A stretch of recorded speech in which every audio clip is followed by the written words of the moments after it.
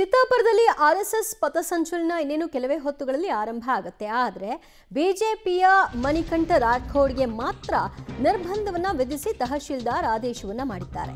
ಚಿತ್ತಾಪುರ ಪಟ್ಟಣಕ್ಕೆ ಆಗಮಿಸದಂತೆ ನಿರ್ಬಂಧವನ್ನ ವಿಧಿಸಲಾಗಿದೆ. ತಹಶೀಲ್ದಾರ್ ನಾಗಯ್ಯ ಅವರಿಂದ ಈ ನಿರ್ಬಂಧನ ಬಿಜೆಪಿಯ ನಾಯಕ ಮಣಿಕಂಠ ರಾಠೋಡ್ಗೆ ಸಚಿವ ಪ್ರಿಯಾಂಕ್ ಖರ್ಗೆ ವಿರುದ್ಧ ಪ್ರಚೋದನಕಾರಿ ಹೇಳಿಕೆಯನ್ನ ಕೊಟ್ಟಿದ್ದರ ಹಿನ್ನೆಲೆಯಲ್ಲಿ ಈ ನಿಷೇಧವನ್ನ ಹೇರಲಾಗಿದೆ ಅಂತ ಗೊತ್ತಾಗ್ತಿದೆ.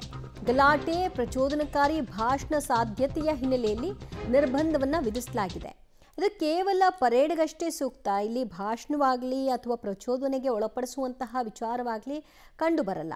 ಆಮೇಲೆ RSSನ ಮೆಂಬರ್ಸ್ ಯಾರ್ಯಾರನ್ನ ಕರೆದುಕೊಂಡು ಹೋಗಬೇಕು ಅನ್ನೋದಕ್ಕೆ ಸಂಬಂಧಪಟ್ಟ ಹಾಗೆ ಇಂಥವರು ಹೊರತಾಗಿ ಅಂತೇನು ಕೋರ್ಟ್ ಹೇಳಿರಲಿಲ್ಲ.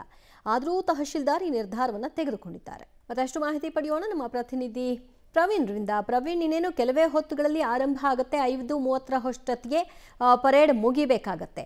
ಸೊ ಇದಕ್ಕೆ ತಯಾರಿಗಳು ಹೇಗಾಗಿದೆ ಮತ್ತು ಯಾರೆಲ್ಲರಿಗೆ ನಿರ್ಬಂಧ ಇದೆ? ಇದರಲ್ಲಿ ಬಿಜೆಪಿಯ ಯಾರೊಬ್ಬರು ಭಾಗಿಯಾಗಿಲ್ವಾ ಹಾಗಾದ್ರೆ?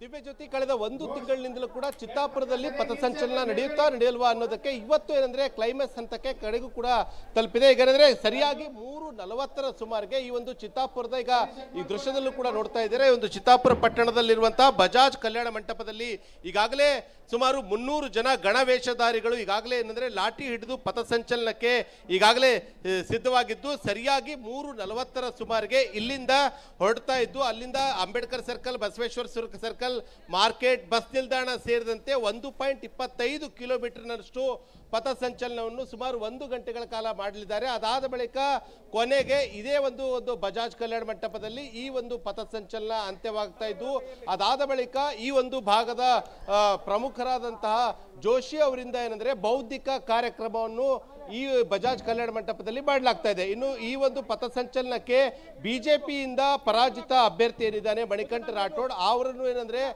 ತಹಶೀಲ್ದಾರ್ ಅವರು ನಿರ್ಬಂಧವನ್ನು ಹೇರಿದ್ದಾರೆ. ಯಾಕಂದ್ರೆ ಪ್ರಮುಖವಾಗಿ ಪದೇ ಆಗಿ ಪ್ರಿಯಾಂಕ್ ಖರ್ಗೆ ಅವರನ್ನ ಟಾರ್ಗೆಟ್ ಮಾಡಿಕೊಂಡು ಹೆಚ್ಚಾಗಿ ಮಾತಾಡ್ತಾ ಇದ್ದಾರೆ. ಒಂದು ವೇಳೆ ಅವರು ಏನಾದರೂ ಈ ಕಾರ್ಯಕ್ರಮಕ್ಕೆ ಬಂದಿದ್ದೇ ಆದ್ರೆ ಅವರ ಬೆಂಬಲಿಗರು ಮತ್ತು ಅವರ ನಡುವೆ ವಾಗ್ವಾದ ಮತ್ತು ಜಗಳ ಆಗುವಂತಹ ಸಾಧ್ಯತೆಗಳಿರುವ ಹಿನ್ನೆಲೆಯಲ್ಲಿ ಅವರನ್ನು ಮುಂಜಾಗ್ರತಾ ಕ್ರಮವಾಗಿ ತಹಶೀಲ್ದಾರ್ ಅವರು ಕಾರ್ಯಕ್ರಮಕ್ಕೆ ಬರದಂತೆ ಈಗಾಗಲೇ ಬ್ಯಾನ್ ಮಾಡಿದ್ದಾರೆ.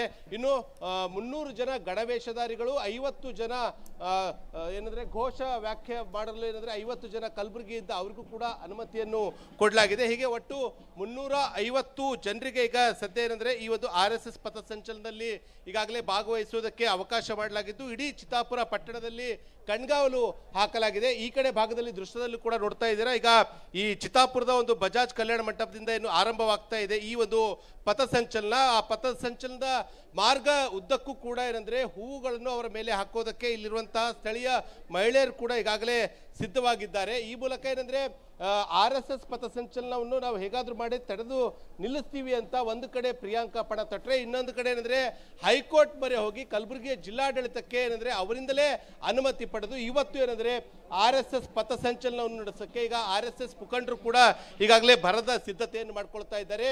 ಆ ಕಡೆ ಭಾಗದಲ್ಲೂ ಕೂಡ ಒಟ್ಟಾರೆ ನೋಡ್ತಾ ಇದ್ದೀರಾ RSSನ ಪಥಸಂಚಲನಕ್ಕೆ ಯಾವ ರೀತಿಯಾದಂತಹ ಭರದ ಸಿದ್ಧತೆಗಳು ಆಗಿವೆ ಅಂತ. ಈಗಾಗಲೇ ಇಡೀ ಚಿತ್ತಾಪುರ ಪಟ್ಟಣ ಸಂಪೂರ್ಣವಾಗಿ ಕೇಸರಿಮಯವಾಗಿದ್ದು, ಸುಮಾರು 300 ಜನ ಗಣವೇಷಧಾರಿಗಳು ಅಷ್ಟೇ ಅಲ್ಲ ದಿವ್ಯ ಜ್ಯೋತಿ, ಈ ಒಂದು ಪಥಸಂಚಲನಕ್ಕೆ ಪುಟಾಣಿ ಮಕ್ಕಳನ್ನು ಕೂಡ ಗಣವೇಷವನ್ನು ತೊಟ್ಟು ಲಾಠಿಯನ್ನು ಕೊಟ್ಟು ಏನಂದ್ರೆ ಈ ಒಂದು ಕಲ್ಯಾಣ ಮಂಟಪಕ್ಕೆ ಕರೆತರುವಂತಹ ಕೆಲಸ ಆಗಿದೆ. ಈಗಾಗಲೇ ಏನಂದ್ರೆ ಪೊಲೀಸರು ಕೂಡ 300 ಜನ ಏನು ಅನುಮತಿ ಕೊಟ್ಟಿದ್ರು, ಆ ಅನುಮತಿ ಯಾರೆಲ್ಲ ಪಡೆದಿದ್ದಾರೆ ಅವರ ಒಂದು ಪಟ್ಟಿಯನ್ನು ಹಿಡ್ಕೊಂಡು ಈ ಒಂದು ಕಲ್ಯಾಣ ಮಂಟಪದ ಒಳಗಡೆ ಬಿಡುವಾಗ ಪ್ರತಿಯೊಬ್ಬರ ಒಂದು ID ಕಾರ್ಡ್ ಮತ್ತು ವಾಸಸ್ಥಳ ಎಲ್ಲವನ್ನು ಕೂಡ ಚೆಕ್ ಮಾಡಿ ಒಬ್ಬೊಬ್ಬರಾಗಿ ಒಳಗಡೆ ಬಿಡ್ಲಾಗ್ತಾ ಇದೆ. ಸೊ ಸರಿಯಾಗಿ 3:40ಕ್ಕೆ ಈ ಒಂದು ಪಥಸಂಚಲನ ಆರಂಭವಾಗಲಿದ್ದು, ಸುಮಾರು 4:40ವರೆಗೂ ಕೂಡ ಈ ಒಂದು ಚಿತ್ತಾಪುರ ಪಟ್ಟಣದ ಹಲವು ವೃತ್ತಗಳ ಮೂಲಕ ಈ ಪಥಸಂಚಲನ ಕೊನೆಗೆ ಬಜಾಜ್ ಈ ಒಂದು ಕಲ್ಯಾಣ ಮಂಟಪಕ್ಕೆ ಬರ್ತಾ ಇದ್ದು, ಕೊನೆಗೂ ಕೂಡ ಪ್ರಿಯಾಂಕ್ ಖರ್ಗೆ ತವರು ಏನಿದೆ ಚಿತ್ತಾಪುರದಲ್ಲಿ ಭಾಗವಾ ಧ್ವಜ ಹಾರಿಸುವಲ್ಲಿ RSS ಯಶಸ್ವಿಯಾಗಿದೆ ಅಂತ ಹೇಳ್ಬೋದು. ದಿವ್ಯ ಜ್ಯೋತಿ, ಥ್ಯಾಂಕ್ ಯು ಪ್ರವೀಣ್ ರೆಡ್ಡಿ ನಿಮ್ಮೆಲ್ಲ ಮಾಹಿತಿಗೆ. RSSಗೆ 100 ವರ್ಷ ತುಂಬಿದ ಹಿನ್ನೆಲೆಯಲ್ಲಿ ರಾಜ್ಯದಾದ್ಯಂತ ಪಥಸಂಚಲನವನ್ನು ಹಮ್ಮಿಕೊಳ್ಳಲಾಗಿದ್ದು ಎಲ್ಲೆಡೆ ಪಥಸಂಚಲನ ಯಶಸ್ವಿಯಾಗಿ ನೆರವೇರಿತ್ತು. ಆದರೆ ಚಿತ್ತಾಪುರದ ಪಥಸಂಚಲನ ಮಾತ್ರ ಕೋರ್ಟ್ವರೆಗೂ ಹೋಗಿ 3-4 ಬಾರಿ ಅವರ ದಿನಾಂಕವನ್ನು ಪೋಸ್ಟ್ಪೋನ್ ಮಾಡಿಕೊಂಡು ಇವತ್ತಿಗೆ ಅಂತಿಮವಾಗಿ ನಡೀತಾ ಇದೆ.